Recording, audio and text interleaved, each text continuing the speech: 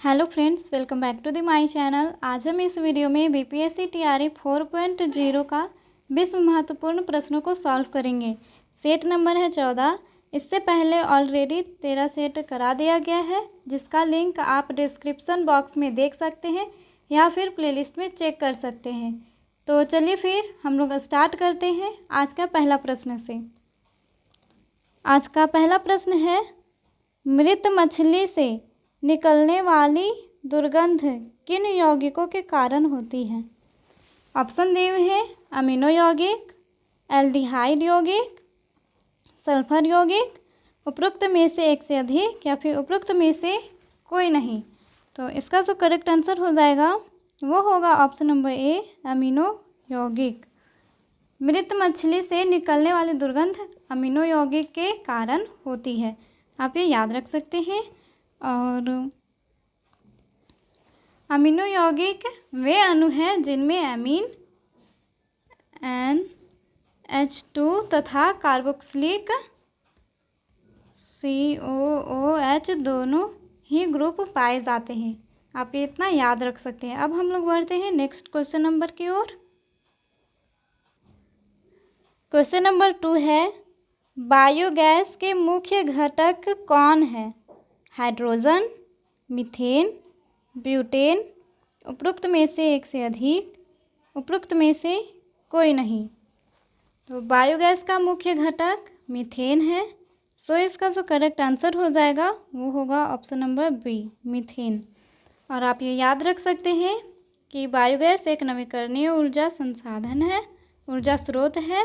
और मीथेन जल में बहुत कम परंतु कार्बनिक विलायकों में काफ़ी विलय होते हैं। कार्बनिक विलायकों में ये क्या होते हैं? काफ़ी विलय होते हैं। और ब्यूटेन LPG का मुख्य घटक है, मुख्य घटक है, आप ये इतना याद रख सकते हैं। अब नेक्स्ट क्वेश्चन है, निम्नलिखित में से क्या कृत्रिम पारिस्थितिकी तंत्र का उदाहरण है? बगीचा, तालाब, झील, उपरोक्त में से एक से अधिक या फिर उपरोक्त में से कोई नहीं। तो बगीचा कृत्रिम पारिस्थितिकी तंत्र का उदाहरण है। सो इसका जो करेक्ट आंसर हो जाएगा वो होगा ऑप्शन नंबर ए, बगीचा। अब नेक्स्ट क्वेश्चन की ओर हम लोग आते हैं।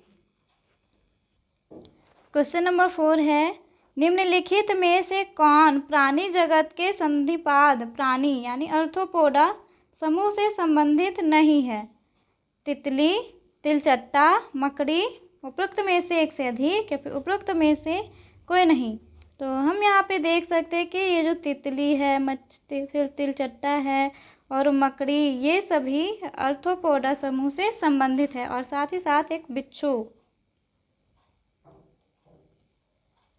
बिच्छू भी अर्थोपोडा समूह से संबंधित है। सो यहाँ पे तो ये सभी क्या है? संबंधित है। और यहाँ पे पूछ रहा कौन संबंधित नहीं है। सो इसका जो करेक्ट आंसर हो जाएगा वो होगा ऑप्शन नंबर ई, उपरोक्त में से कोई नहीं। अब हम लोग नेक्स्ट क्वेश्चन की ओर बढ़ते हैं।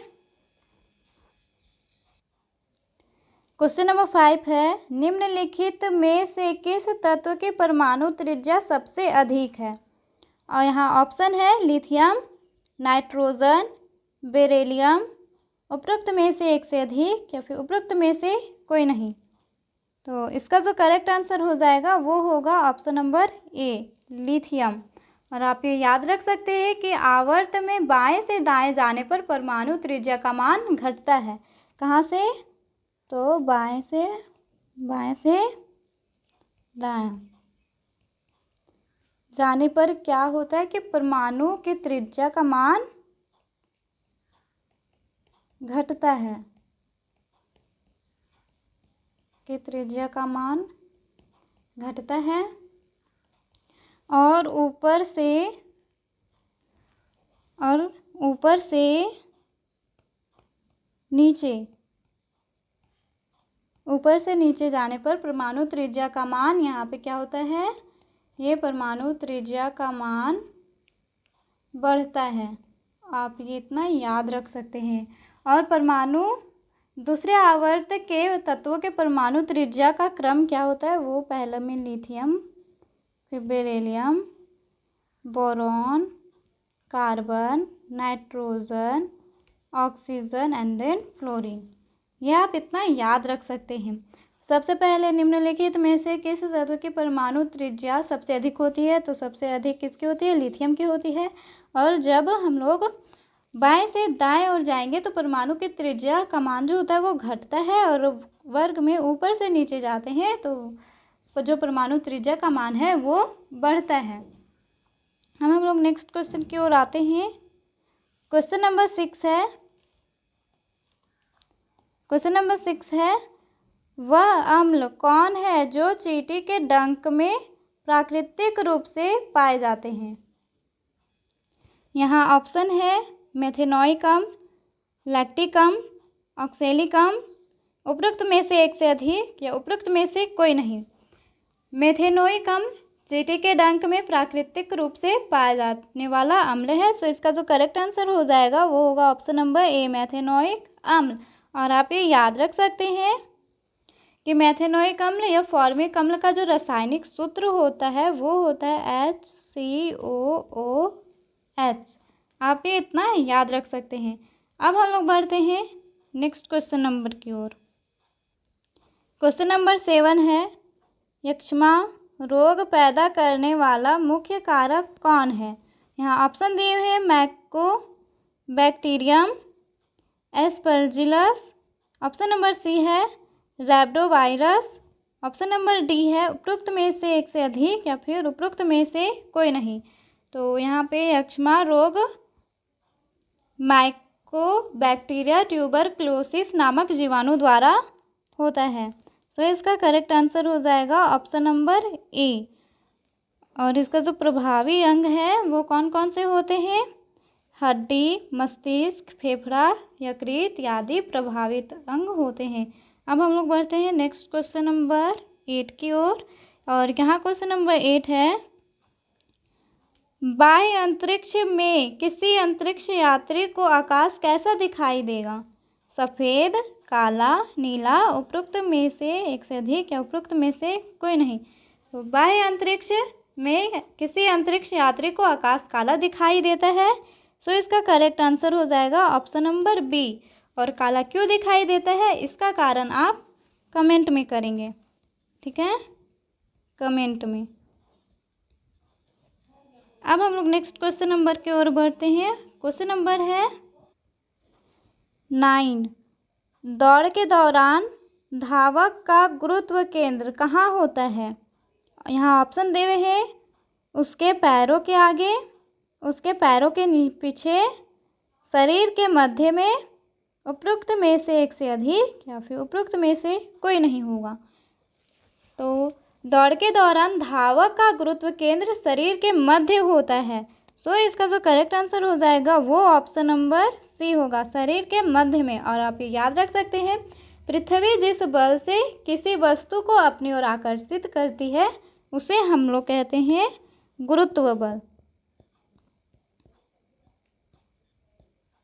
और आप ये और याद रख सकते हैं कि जब कोई वस्तु थोड़ी ऊपर जाती है तो वह गुरुत्व बल के कारण पृथ्वी की ओर वापस आ जाती है। जैसे जैसे वस्तु पृथ्वी के करीब आती है तो उसका वेग बढ़ता जाता है और हम लोग कह सकते हैं कि उसमें त्वरण उत्पन्न होता है। इसे ही हम लोग क्या कहते हैं? गुरुत्वीय त्वरण कहते हैं। और जिसे हम लोग किससे दर्शाते हैं? जी से। और इसका जो मात्रक होता है, इसका मात्रक मीटर पर सेकेंड स्क्वायर अथवा हम लोग बोल सकते हैं या न्यूटन किलोग्राम होता है। अब हम लोग नेक्स्ट क्वेश्चन नंबर की ओर बढ़ते हैं। क्वेश्चन नंबर 10 है, रुधिर कैंसर का दूसरा नाम क्या है? यहाँ ऑप्शन दिए हुए हैं लिम्फोमा, ल्यूकीमिया, ल्यूकोपिनिया या उपरोक्त में से एक से अधिक या फिर कोई नहीं। तो यहाँ पे लिम्फोमा और ल्यूकीमिया ये दोनों बोल सकते कि रुधिर कैंसर के नाम से ये दोनों को जाना जाता है। तो यहाँ पे तो लिम्फोमा और ल्यूकीमिया ये दोनों रुधिर कैंसर का दूसरा नाम है। सो इसका जो करेक्ट आंसर होगा वो होगा ऑप्शन नंबर डी, उपरोक्त में से एक से अधिक। अब हम लोग नेक्स्ट क्वेश्चन नंबर की ओर बढ़ते हैं। क्वेश्चन नंबर 11 है, निम्नलिखित कथनों में से कौन सा कथन सही है? ऑप्शन है जल एक चक्रीय संसाधन है, हाँ तो ये तो है। फिर जल एक जैविक संसाधन है।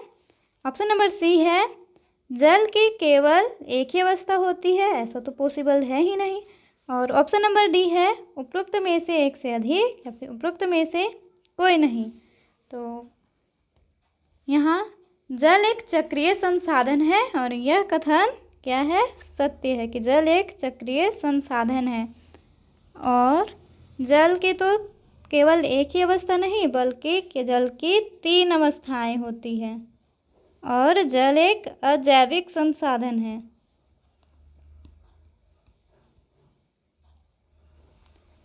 जल एक नवीकरणीय संसाधन भी है और ये अजैविक संसाधन है। अब हम लोग नेक्स्ट क्वेश्चन नंबर की ओर बढ़ते हैं।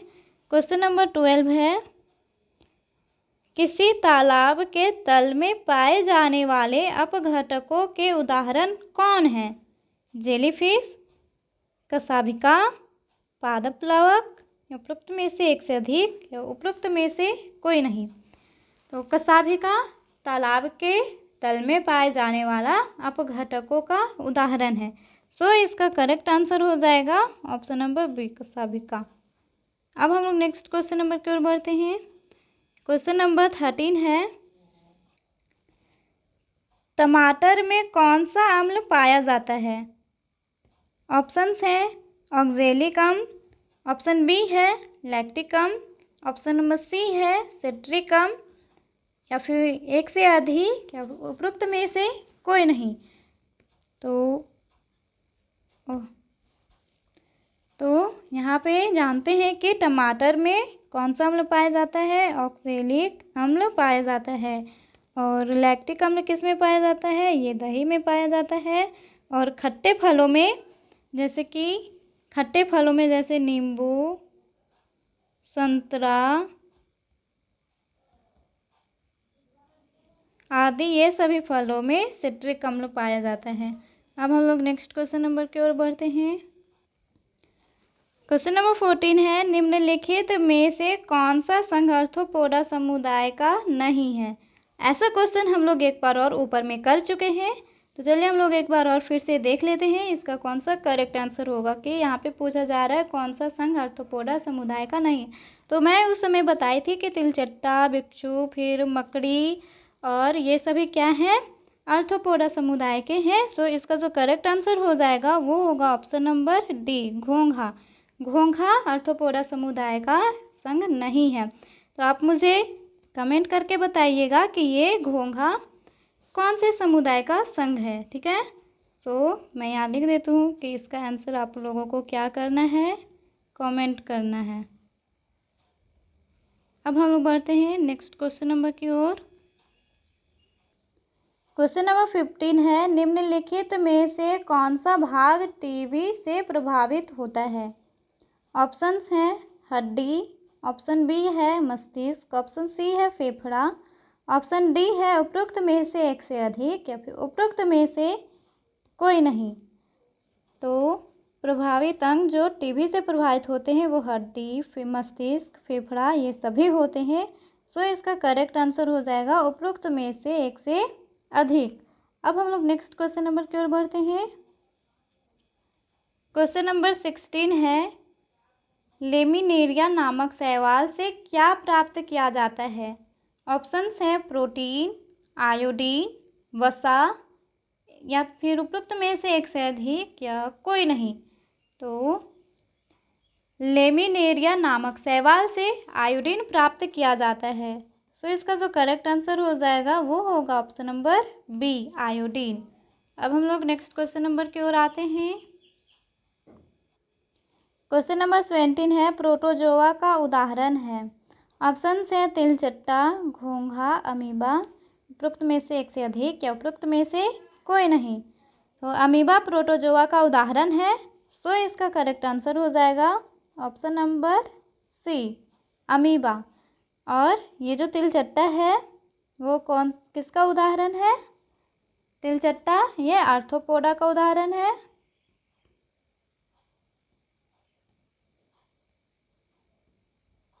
और घोंघा ये मोलस्का का उदाहरण है। अब हम लोग नेक्स्ट क्वेश्चन नंबर की ओर आते हैं। क्वेश्चन नंबर 18 है, गहिरा माथा समुद्री वन्यजीव अभयारण्य किस प्रजाति के लिए प्रसिद्ध है?